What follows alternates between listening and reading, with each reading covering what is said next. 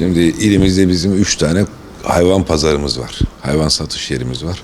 Ama kurban sebebiyle bu kurban komisyonu 2026 kurban tebliği yayınlandıktan sonra oluşturulan kurban komisyonunda şu anda başvurular neticesinde kurban satış yerlerinde komisyonumuz belirliyor ve şu an gelen bize başvurularla 62 tane kurban satış yerimiz var. Yine vatandaşlarımız kurbanlarını hem 3 tane hayvan pazarından veya bu komisyonun belirlediği kurban satış yerlerinden alabilirler. Yani 62-65 tane şu anda bizim kurbanlık hayvan satışı yapılan yerlerimiz var. Bunun dışında yine kurbanlık hayvan getirip de satış yapan işletmelerimiz var.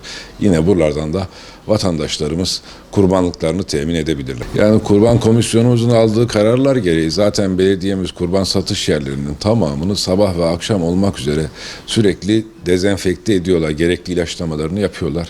Yine ayrıca kurban kontrol birimi tarafından, bizim arkadaşlarımız tarafından bu yerlerin tamamı denetleniyor ve gerekli eksiklikler görüldüğü zaman da müdahale ediliyor hijyen anlamında. Bizim kurban hizmetleri uygulama tebliği yayınlandı. Bu tebliğ kapsamında bizim arkadaşlarımız zaten çalışmalara başladılar. Özellikle yol kontrolleri veya hayvan pazarlarına giren kurbanlık hayvanların tüm belgelerinin kontrolleri şu anda bizim arkadaşlarımız tarafından yapılıyor. Dolayısıyla başka illerden ilimize gelen kurbanlık hayvanların kurbanlığa uygun olup olmadığını kontrolleri veya aşı kayıtları veya sağlık belgeleri, yol kontrol raporları bunların tamamının kontrolleri bizim birimlerimiz tarafından yapılıyor ve hayvan pazarlarında veya satış yerlerinde şu anda vatandaşlarımıza uygun hayvanların satılması bizim kendi birimlerimiz tarafından denetimi yapılarak sağlanıyor. Ayrıca pazarlarda yine bizim arkadaşlarımız rutin denetimlerinde, rutin kontrollerinde yine bu hayvanların yeterli belgeleri var mı? Bunların takibi yapılıyor. Dolayısıyla hayvan pazarlarından veya izinli satış yerlerinden alınan hayvanlar açısından çok bir sıkıntı yok. Ama onun dışında yine insanlarımız şüphelenirse bu durumda bizim bakanlığımızın tarım cebinde uygulaması var. Bu uygulama üzerinden hayvanın kulak küpesini yazaraktan hayvanın yaşına, ırkına bakabilir. Oradan da değerlendirmelerini yapabilirler. 2026 kurban tebliği yayınlandı. Bununla ilgili komisyon kuruldu. Komisyon kesim yapılacak yerlerle ilgili yerleri belirledi. Şu anda bu yerlerde yapılan kesimler zaten bizim kontrolümüz altında veya veteriner hekimler kontrolü altında devam ediyor. Bunun dışında farklı yerlerde yapılan kesimler, şahıs kendi evinde kesim yapıyorsa işte bazı hijyen kurallarına dikkat etmesi gerekiyor. Ama kaçak kesimler konusunda eğer vatandaşlarımızın şikayet olursa yine ihbar edebilir. Bize arkadaşlarımız zaten kurban dönemi boyunca bu ekipler görevli olacaklar ve nöbetleşe usulü çalışmalarına devam edecekler. Öyle bir durum olduğu zaman, öyle bir ihbar geldiği zaman bizim arkadaşlarımız gerekli müdahaleyi de yapacaklar zaten. Yani kurbanlığın sağlıklı olup olmadığını söylediğim gibi eğer pazar yerlerinden aldıysa zaten sağlıklı hayvanların biz pazara girmesine izin veriyoruz. Sağlıklı olmayan veya kurbanlık şartlarını taşımayan hayvanların pazara girmesine biz izin vermiyoruz.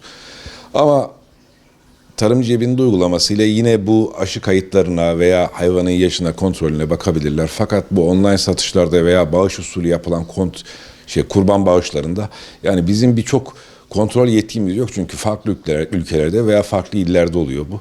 Dolayısıyla online satışlarda veya bağış usulü yapılan kurban kesimlerinde bizim çok bir yetkimiz yok.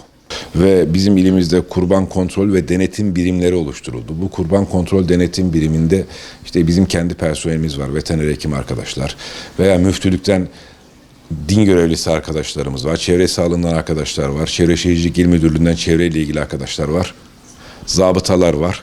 Dolayısıyla yani bunlar kurban döneminde zaten görevli olacaklar. Kurban döneminde rutin bir şekilde bu yerlerin tamamının kontrolünü yapacaklar. Arkadaşlarımız veya vatandaşlarımız herhangi bir aksaklık gördüğü zaman, herhangi bir sıkıntı gördükleri zaman yani bize telefon numaralarımıza ulaşaraktan bu birimleri oraya yönlendirebiliriz.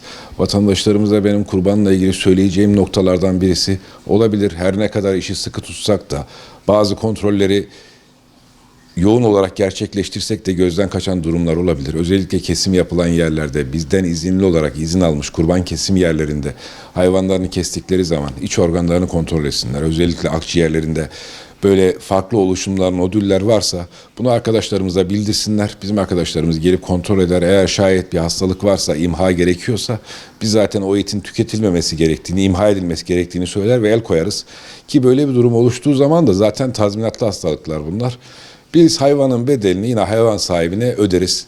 tazminat olarak öderiz. Hem onlar da zarara uğramamış olurlar hem de hastalıklı eti tüketmemiş olurlar. Bu konuda vatandaşlarımızın dikkatli olmasını istiyorum. Ama şunu tekrar söylüyorum, bu kaçak kesimler için değil. Bizim izin verdiğimiz izinlendirilmiş kesim alanlarındaki tespit edilen şeyler için, durumlar için geçerli.